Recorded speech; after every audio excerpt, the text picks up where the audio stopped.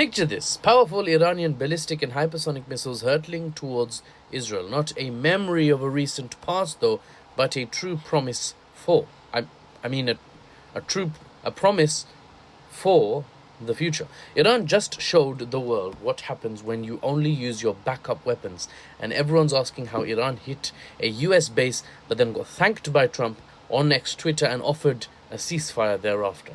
Here's the shocking truth about Iran's missile strategy that nobody's talking about.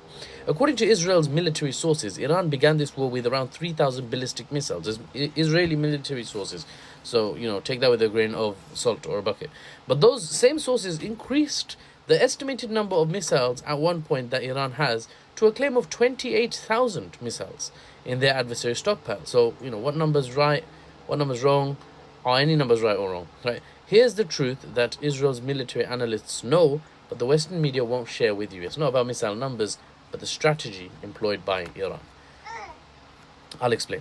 Evidence now reveals that Iran deliberately chose to fight with their oldest missiles first, front-loading with the old stock. The operation that commenced in response to Israeli attacks on June 13th is called by the Iranians True Promise 3. The attack used primarily Qadr and Emad missiles, which are built on Iran's Shahab 3 design. It's a missile design from over 30 years ago.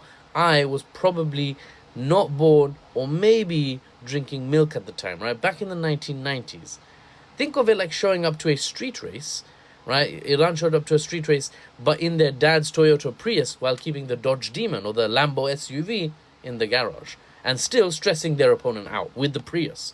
Right? Qadr and Emad missiles entered service in the mid-2010s. These missiles pack 750 kilo warheads and can maneuver during their final approach. This is something I've talked about for the Khaybar Shekans and the Oreshniks. And yes, the West also has missiles like that, but Israel, doesn't, and they don't deploy anything like that. The US does have such missiles. Now, these are old missiles, and even they can dodge, interceptor missiles from Israel. It's not looking good for the Israeli state. But they're far from Iran's most advanced weapons. That's the important thing. Even with these older missiles, Israel says Iran has fired over 400 missiles. Sources say over 500 to 600 missiles over the course of the 12 days, with over 40 causing damage or casualties, forcing Israel's expensive defense system to burn through their reserves trying to intercept these missiles. But here's what should terrify anyone paying attention who seeks the safety and security of the Israeli state. Iran has kept its real weapons locked away, not thrown away the key. They've kept them locked away, and has the potential to unlock them and use them at a time when Israel's missile defenses might end up exhausted, interceptors end up running out, right? Iran has two fast and maneuverable missiles, the Khaybar Shekan, which I've made a video about in the past with a teal colored banner. Go check that out if you're interested afterwards.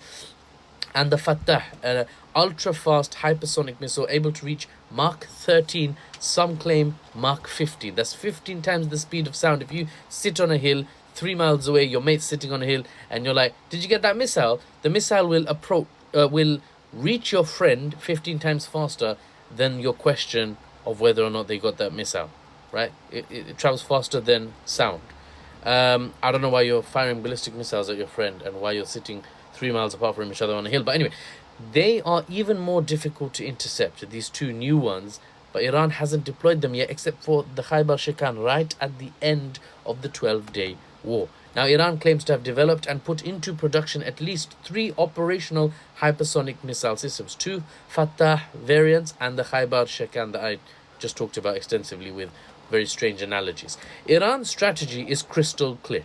Demonstrates that even their oldest missiles can overwhelm the supposedly advanced, admittedly advanced actually, defenses of the Israeli state and use up their enemy's interceptor missiles because they're forced to defend when missiles come knocking, while Iran at the same time keeps their most devastating weapons in reserve. If a conflict restarts, not only will Israel have to worry about renewed missile barrages, they will have to worry that their interceptor stockpile, if it does run out and Big Daddy USA doesn't show up with shiploads of restock in double quick time, then Iran may unlock their newest missiles, start firing those bad boys, and there will be no interceptors to greet them at the gate, right?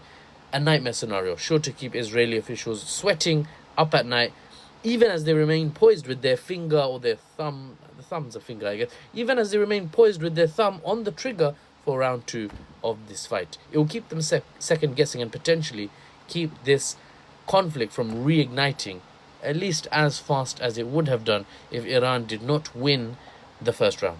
Time will tell how things turn out. And of course, I'll be here to report to you the news and the analysis, unbiased and without the Western spin. I'm Mahfouz, and I'll see you on the next one.